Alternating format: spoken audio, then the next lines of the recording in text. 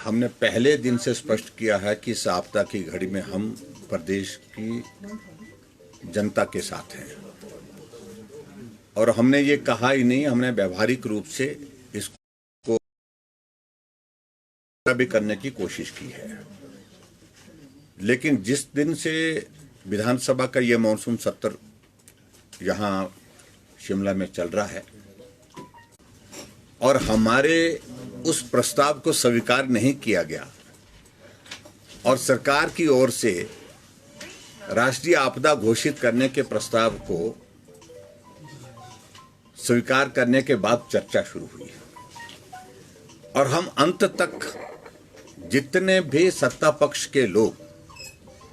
बोले, हम इंतजार करते रहे कि कोई तो कम से कम ऐसा निकलेगा बीच में से विधायक जो केंद्र सरकार द्वारा की गई मदद के लिए धन्यवाद के शब्द का इस्तेमाल करेगा। एक कोने से दूसरे कोने तक सत्ता पक्ष के विधायक और मंत्री बोले, विपक्ष के सब साथियों ने भी हमारे अपना पक्ष रखा, लेकिन एक शब्द धन्यवाद का केंद्र सरकार के प्रति सत्ता पक्ष के माननीय सदस्यों, मंत्रियों और यहां तक के मुख्यमंत्री के मुख से नहीं निकल पाया। जबकि मुख्यमंत्री ने स्वयं अपने उत्तर में आज बात कही कि एनडीआरएफ का 200 करोड़ रुपए हमको मदद के रूप में एडवांस में पहले मिल गया। इसको भी मदद नहीं मांग रहे हो, इसको भी मदद नहीं मान रहे हो। इससे बड़ा दुर्भाग्य कोई हो नहीं सकता है। एक तरफ से मुख्यमंत्री कह रहे हैं कि हमारी बात प्रधानमंत्री जी से हुई, हमारी बात गृह मंत्री जी से हुई, हमारी बात गडकरी जी से हुई, हमारी बात नड्डा जी से हुई, लेकिन उसके बावजूद केंद्र के नेतृत्व द्वारा हिमाचल प्रदेश में इस त्रासदी की घड़ी में, आपदा की घड़ी में अलग अलग तरह से जो मदद भेजी गई उसके प्रति एक धन्यवाद के शब्द नहीं निकलने पर हमारी आपत्ति रही और इसलिए मैं अंत में फिर पूछा कि केंद्र ने जो मदद भेजी उसके लिए धन्यवाद तो करिए, लेकिन वो शब्द नहीं निकल पाए उनके मुंह से। और विशुद्ध राजनीतिक दृष्टि से इस आपदा पर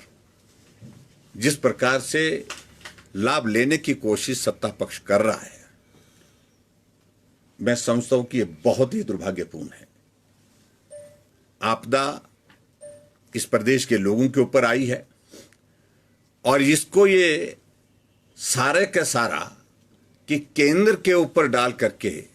केंद्र ने मदद नहीं की, केंद्र मदद नहीं कर रहा है, इस तरह का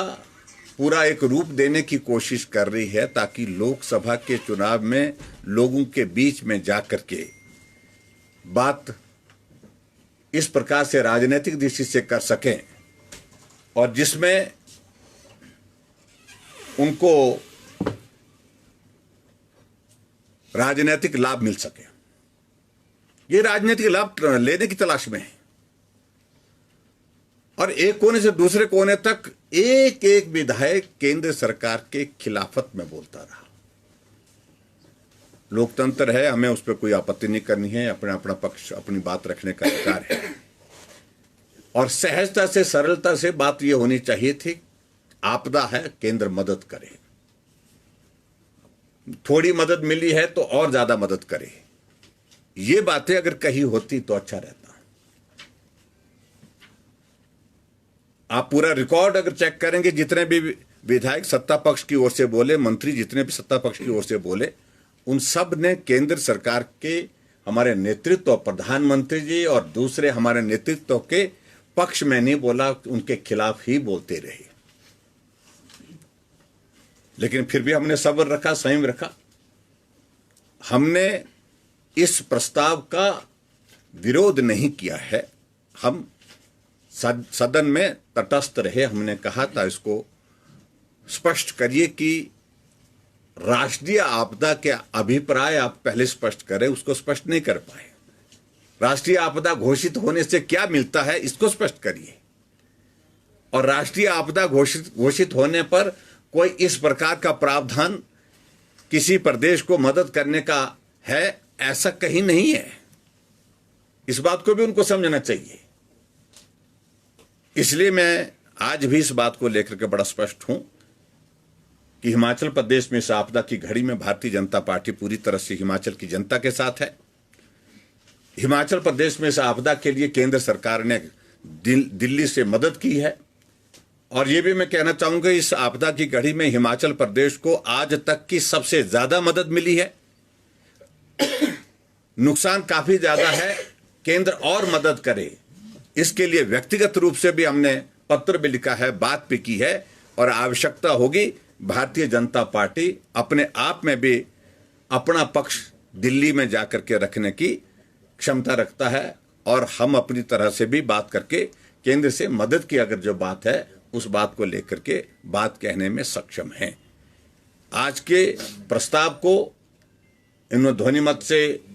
क्योंकि बहुमत उनका है, उनने पारित करने की दृष्टि से उसको पारित किया है। और इस बात को भी मैं स्पष्ट कहना चाह रहा हूं कि भारतीय जनता पार्टी ने इस प्रस्ताव के विरोध में वोट नहीं किया है, यह भी बड़ी स्पष्ट बात है। और केंद्र सरकार और मदद करे इसके लिए हमारा भी आग्रह हमेशा रहेगा, क्योंकि जो भी मदद मिलेगी वो हिमाचल के उस परिवार को मिलेगी जिसका घर चला गया है, उस व्यक्ति को मिलेगी जिसका परिवार का कोई सदस्य चला गया है, जिसकी जमीन चले गई है, उनकी मदद होना बहुत जरूरी है। और प्रदेश सरकार ने अपने आप कहा, मुख्यमंत्री ने एक बार नहीं कई बार बीच में उठ करके बोला है, अगर केंद्र सरकार मदद नहीं करेगी हम अपने बलबूते 26 तारीख को एक बहुत बड़ा पैकेज घोषित करेंगे। भाई आपका अभिनंदन है, आपका स्वागत है। अब पहले ही ललकार करके इस प्रकार से ऐसे शब्दों का चयन कर रहे हैं जो राजनीतिक दृष्टि से, राजनीति से प्रेरित हैं, और ऐसे में आप अपना पैकेज घोषित करिए, और केंद्र की ओर से जो भी मदद होगी उस मदद के लिए हम अपने स्तर पर भी बात करेंगे।